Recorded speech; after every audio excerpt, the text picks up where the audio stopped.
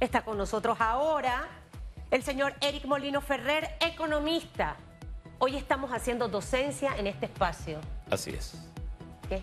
No, que antes de hablar, si usted me permite recordarle algo a la población, es que este 3 de abril ECO le lleva a la cobertura del debate presidencial de turismo. Los candidatos presidenciales presentan sus propuestas para impulsar la sostenibilidad de este sector. Mi queridísima Susan Elizabeth Castillo de Reyes.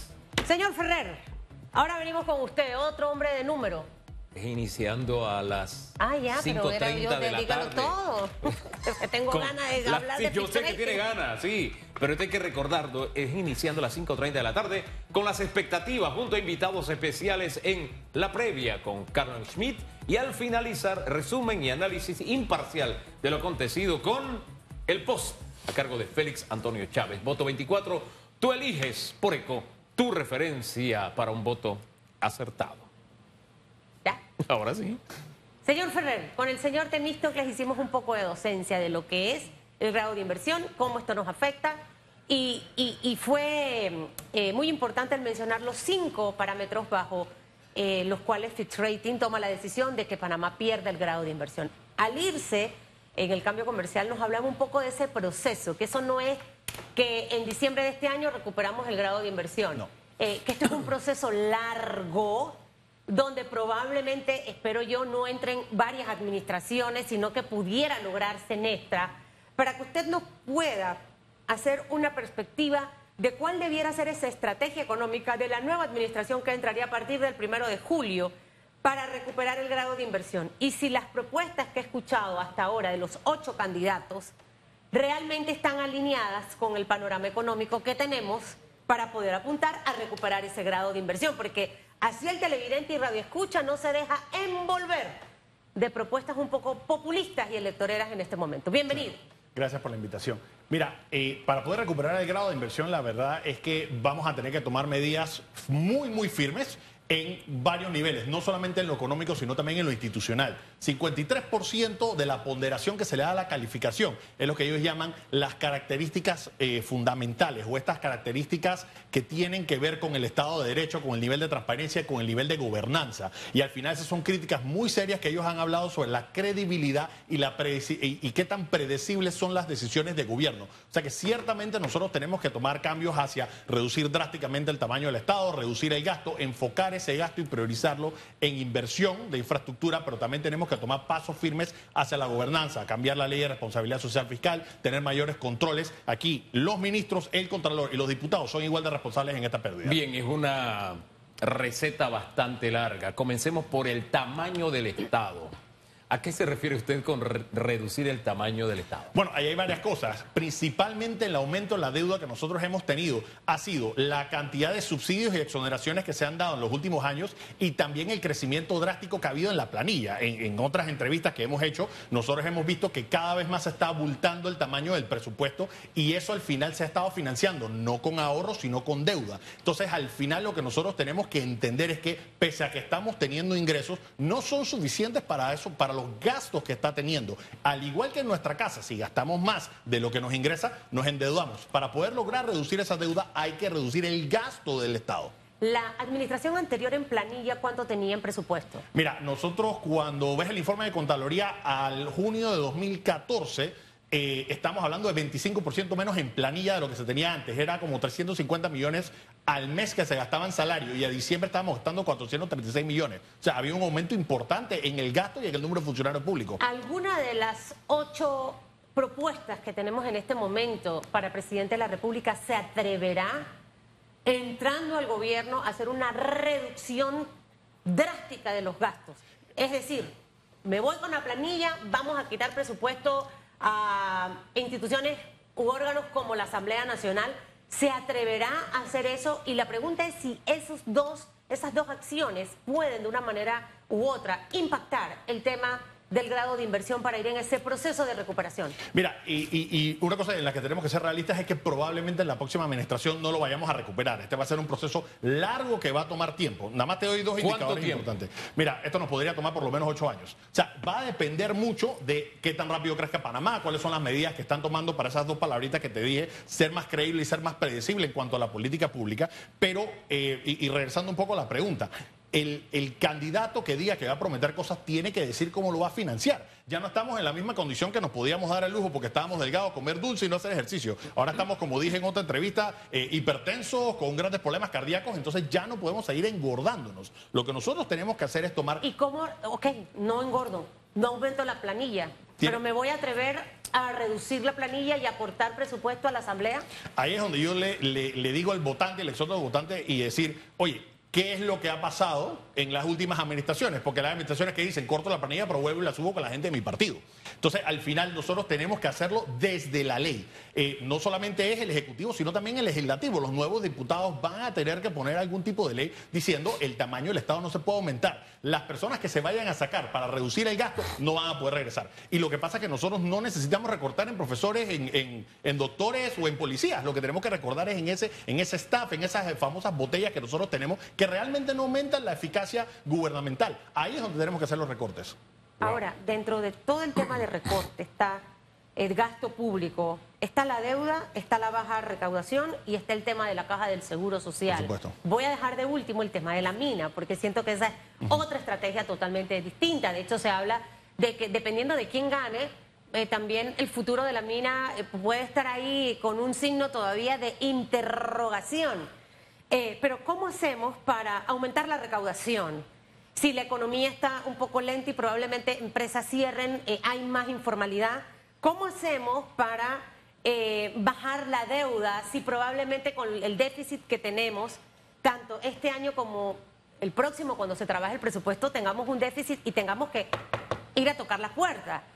¿Cómo vamos a resolver el tema de la caja del Seguro Social con el déficit que ya va a tener? O sea, eso está allí, el reloj dándonos vuelta. Este escenario no es tan facilito como estos 8 candidatos que yo los veo con mucho ímpetu, fuerza y camino y salgo y me tomo foto. La van a tener dura, señor Ferrer. Sí, y lo que pasa es que no hay respuesta política, hay respuestas técnicas. A la primera pregunta, ¿cómo aumentamos la recaudación? Estoy categóricamente en contra de que se tengan que subir los impuestos, porque eso es simplemente pasarle al contribuyente la cuenta de la fiesta política que habían estado teniendo estas últimas administraciones. Lo que nosotros tenemos que hacer es aumentar la base tributaria. Hablaste de la informalidad, son 756.000 informales. Si nosotros reducimos esa informalidad a los estándares de Chile en 20%, estamos hablando de 150.000 personas. El hecho que esas 150.000 personas ya sean formales o que tengan trabajos formales aumenta la recaudación por impuestos sobre la renta y aumenta la cotización en la caja del Seguro Social. ¿Y cómo aumento eso? Y bajo la informalidad. Tienes que traer inversión formal, que ahora se ha hecho más difícil al perder el grado de inversión. ¿Y vamos a poder traer inversión formal luego de haber perdido el grado de inversión bajo la perspectiva de que las otras 2 calificadoras también no los quiten? Sí, Costa Rica sigue trayendo inversión, República Dominicana sigue trayendo inversión, Paraguay sigue trayendo inversión y no son grados de inversión. Pero lo que nosotros tenemos que hacer es decir que ese modelito de que teníamos el dólar y el canal ya no es suficiente, porque nuestra estrategia, aparte del dólar y el canal, era que teníamos grado de inversión. Al haberlo perdido, nosotros tenemos que repriorizar ese gasto. Tenemos que llevar el déficit a cero. Eso involucra reducir 3.000 millones de dólares en el gasto.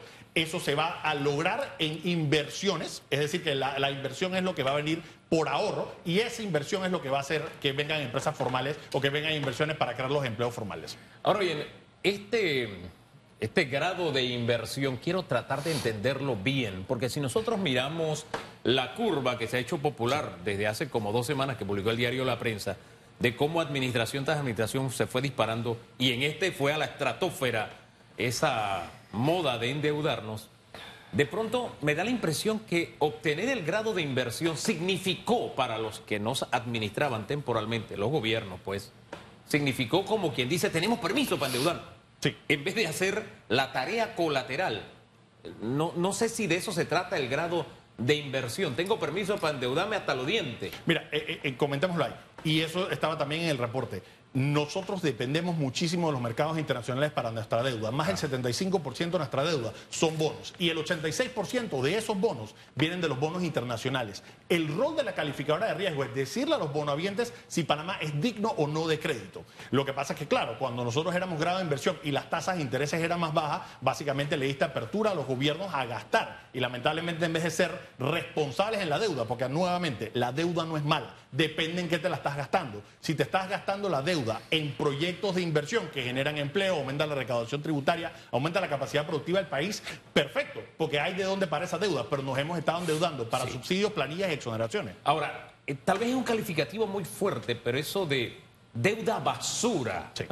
¿qué significa realmente? Porque así como apelativo nos suena muy feo a los panameños. El nombre formal es deuda a nivel especulativo, Ajá. pero bono basura es el que se usa de manera coloquial. Pero básicamente ese nombre lo que te dice es que van a haber fondos de inversión que antes sí podían comprar deuda de la República y ya no van a poder independientemente de la tasa. Porque por un lado te van a subir la tasa de interés, pero por otro lado van a haber muchas instituciones y muchos bonavientes a nivel internacional que te dicen, yo tengo un mandato que me prohíbe comprar este tipo de deuda. Eso que ahora va a ser más difícil conseguir deuda independientemente de que suba la tasa. O sea que no va a ser tan fácil endeudarse debido No. a la situación que tenemos en este momento. Usted nos hablaba de República Dominicana, nos hablaba de Costa Rica, países hermanos que perdieron el grado de inversión y que están atrayendo inversión a sus países.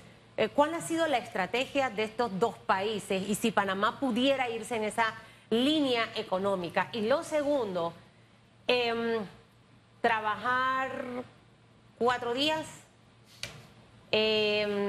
salario mínimo $1.000 mensuales, inyección de no sé cuántos millones al agro, de no sé cuántos miles de millones a la Caja del Seguro Social. Y yo digo, ¿y de dónde va a salir esa plata? Solo por mencionar algunas de las propuestas que en este momento escuchamos de algunos candidatos. Esas dos cositas. La estrategia que han hecho estos países hermanos, si Panamá la puede copiar. Y segundo, si las propuestas electorales que estamos escuchando en este momento y que suenan como música tierna al oído de los panameños, van a ser reales bajo el panorama que tenemos en este momento. Tenemos que enfocarnos en libertad económica. Ya los índices y los parámetros existen. Estos son países que ranquean muy por encima de Panamá en Estado de Derecho, en institucionalidad, en atracción a la inversión de la empresa extranjera. Esto ya no es un tema de que bajamos impuestos, tenemos el dólar y ya las empresas vienen. Nosotros tenemos que decirle a esas empresas extranjeras que se les va a recibir bajo un marco jurídico, que va a haber estabilidad y que no se les va a recibir con la mano en las instituciones públicas para pedirles coimas. Eso, primer tema. Bien. Segundo tema, tienes que dinamizar el mercado interno. Lamentablemente, el inversionista aquí no quiere invertir porque sabe que el día de mañana les pueden cerrar la calle, sabe que el día de mañana puede haber inestabilidad y eso afecta principalmente a Eso las lo ha hecho pymes. Costa Rica y República Dominicana. Y los indicadores económicos lo dicen, porque ranquean muy por encima en, por ejemplo, el índice de libertad económica. Ahora, en las propuestas políticas, yo le exhorto al panameño y al votante que tiene que primero preguntarse de dónde va a salir el dinero para financiar estas cosas. Reducir la cantidad de jornada laboral es como reducir clases. Eso va a bajar la productividad y va a bajar el crecimiento económico. Eso no nos ayuda. Aumentar el por salario ningún lado. mínimo a 1.000 luego de un aumento de este año. Y es hasta incongruente, porque estaban diciendo que el salario mínimo no se podía aumentar a más de lo que se aumentó, y ahora la misma administración sale diciendo $1.000 y pico de dólares. Es politiquería pura y lamentablemente el panameño ya tiene que decir suficiente con esto. ¿Hay algún saquito de plata? Decía mi papá cuando uno le pegaba. ¿Tú crees que yo tengo un palo de mango allá atrás lleno de plata? ¿De dónde hay plata? O no sé, usted me dirá si tenemos suficiente dinero para inyectar tanto al seguro, para inyectar tanto al agro, para inyectar tanto a la educación, porque es lo que hemos escuchado en todos los debates presidenciales de las propuestas de candidatos. Lo tuviésemos si no estuviéramos gastando la plata en politiquería. Mira, es que al final, y nuevamente, dos estadísticas importantes. El Estado le debe al Fondo de Ahorro de Panamá 1.3 mil millones de dólares. Le debe al sector privado y a los proveedores de Estado 1.7 mil millones de dólares. O sea que cuando estamos hablando de una deuda de 50 mil millones, ni siquiera estamos incluyendo esto otro. Entonces, al final, ¿de dónde tiene que venir el recurso? De reducir drásticamente el gasto y generar ahorro. Ahora, uno se pregunta, ¿dónde está la plata? Porque yo no quiero hablar bien y mal de unos y de otros, no. Pero ha pasado administraciones donde por lo menos uno ve que ahí están las obras. Sabemos que nos costó 3 y 4 veces más producto de la corrupción, es verdad. Pero por lo menos ahí están. Pero en este periodo que la deuda se nos disparó a niveles estratosféricos, como nunca había ocurrido en la vida republicana, uno se pregunta, ¿y la plata dónde está? ¿Y las obras dónde están? Sin querer sonar político, está en el bolsillo de los políticos. Porque es que al final, léanse los informes, hacia dónde está yendo el gasto, la enorme mayoría del gasto. Mira, hace 10 años, 45% del gasto era corriente. Y el resto se iba a pagar intereses y para poder invertir en obra pública. Esos eran buenos indicadores. Ahora más del 60% del gasto es planilla, es subsidio, son exoneraciones. Ahí es donde se ha estado yendo. Se han ido a cosas en que no han quedado. Porque como tú bien lo has mencionado, si este país tuviera 5 metros, 20 nuevos hospitales, 30 nuevas escuelas, las escuelas tuvieran agua, yo te digo, bueno, nos endeudamos, pero ahí hay algo que nosotros podemos decir que aumentó los trabajos, que aumentó la capacidad productiva, pero lamentablemente se abrió un hueco para que se lo pudieran llevar los allegados a los políticos y no nos ha quedado nada. Ahora bien, usted nos habló de recetas de países vecinos como Costa Rica, que perdió el grado de inversión, pero sigue atrayendo inversión extranjera. Es más, decíamos en la entrevista anterior, hay compañías que en estos últimos años han mirado a Panamá y Costa Rica y han dicho, no, me voy para Costa Rica. Otros que estaban aquí viendo la situación dijeron, yo dejo aquí una oficinita, pero me voy para Costa Rica. Y nos pasó la receta un poco de lo que está haciendo Costa Rica bien. Pero hay otros países que también perdieron grados de inversión. Aquí nuestro vecino Colombia, casi el mismo año que Costa Rica, un año antes que Costa Rica perdió el grado de inversión y está por bajar todavía más. Hablemos de esa receta mirando a Colombia, de lo que no debemos hacer y no se puede seguir haciendo en Panamá, porque es algo de lo que hemos estado haciendo en estos últimos años a propósito. Nuevamente, al final, de la misma manera que un panameño cuando va al banco a pedir un préstamo, una de las cosas que le pregunta al banco, ¿cuáles son tus ingresos, cuáles son tus gastos y cuáles son tus otras deudas? Si nosotros continuamos gastando en cosas que no son inversión, que van a generar ingresos futuros, si nuestros ingresos no son suficientes para pagar nuestro nivel de vida, el banco nos va a decir, no calificas para más deuda. Entonces, ¿qué es lo que nosotros tenemos que hacer? Decir, el nuevo ingreso va a venir de actividad económica porque voy a enfocar el gasto en inversión, esa inversión va a crear empleos formales, voy a traer inversión extranjera, eso es lo que va a hacer que crezcamos a un nivel de deuda sostenible y de esa manera se va a poder repagar. Eso es lo que nosotros tenemos que hacer. Y no solo decirlo o comprometerse, sino hacerlo. Esa es parte del proceso. Cambio fundamental que a mí me gustaría ver de los nuevos diputados. Hay que modificar la ley de responsabilidad social fiscal para que haya consecuencias a quien la viole. Al final aquí todos los años se sube el déficit, todos los años se reforma la ley para que tuviéramos un techo fiscal más alto, pero no hay consecuencias para los que inmoralmente están empeñando en el futuro a los panameños. Entonces, lo que como mínimo tenía que ver inhabilitación de funciones del ministro, del Contralor y de los diputados que aprueban estos presupuestos exorbitantes, como mínimo. Ahora, hay otro aspecto importante en esta propuesta que usted acaba de lanzar. La clase media de Panamá es la que básicamente carga absolutamente todo el peso de este país. O sea, nos toca prepararnos, estudiarnos, tener 1, 2, 3 trabajos para poder manejar todos los compromisos de vida familiar. Pero es la clase que más peso lleva y no hemos hecho nada. Escuchaba a alguien decir, sí, pero las personas con más recursos saben cómo evadir impuestos de una manera inteligente. Tienen abogados, tienen a financistas, tienen a contadores y saben, no, agárrate a esta ley, aférrate a esta otra, a esta hora y cuando voy a ver, está.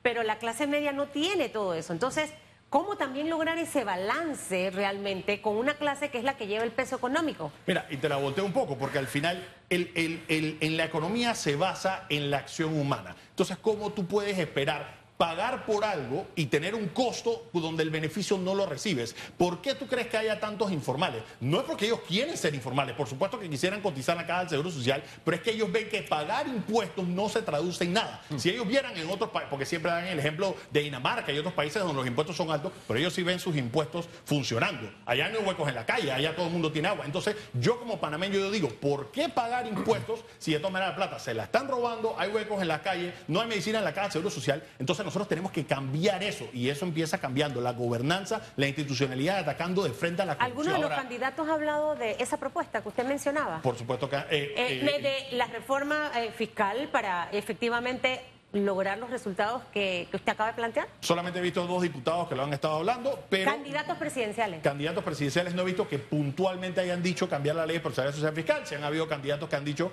que la inversión tiene que venir del ahorro y que hay que reducir el gasto, pero necesitamos que el panameño sea el que fiscalice a los candidatos y decirle, lo que me estás prometiendo, ¿de dónde va a salir? Porque si va a salir de mi bolsillo, no debe ser de la casta política de las personas que han estado haciendo fiesta con el dinero del contribuyente. Pero eso no va a de ahí pasar. es donde tiene que saber, pero el votante tiene que no poner a esas personas en el poder.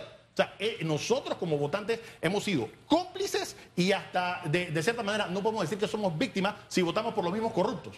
No lo podemos decir. Nosotros como votantes tenemos que fiscalizar y decidir bien por quién vamos a votar. Wow. Mire, le iba a hacer una última pregunta, pero con esa respuesta creo que incluso está de más. Pero lo voy a hacer. Porque no podemos pasar por alto la respuesta o reacción que ha tenido la actual administración. Sí. Y siento que es una respuesta como que se sacude, como que este barrigón no es mío, como decía la canción, porque nos sale con que, oye, la calificadora debió aguantarse un poquito más y esperar las elecciones, como si esto fuera, hombre, vamos a ser serios. Sí. Pone en primera línea el tema de la mina como si ese fuera lo único y lo demás. Dice, no, es que lo más importante fue eso, jugó un papel, pero hay un montón de elementos adicionales más en esta decisión que se tomó.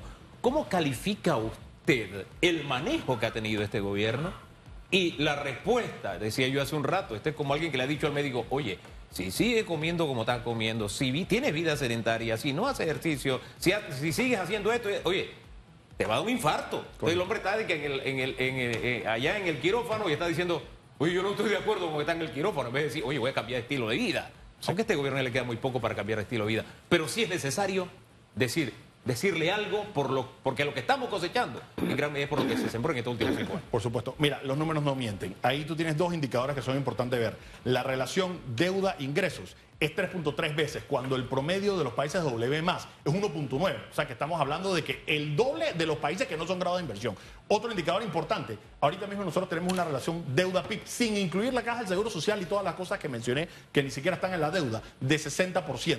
Cuando el promedio de los países que no son grado de inversión es 53%. Entonces la respuesta a las calificadoras de riesgo y lo que probablemente vaya a decir Moody's es, ¿cómo puedo justificar que este país mantenga el estatus de grado de inversión si no tiene los indicadores económicos de los países que tienen grado de inversión y que se parece más a los países que no lo son? Entonces, a mí me pareció muy lamentable y calificaría hasta irresponsable que la respuesta de esta administración haya sido, es que ¿por qué me lo sacaron antes de las elecciones?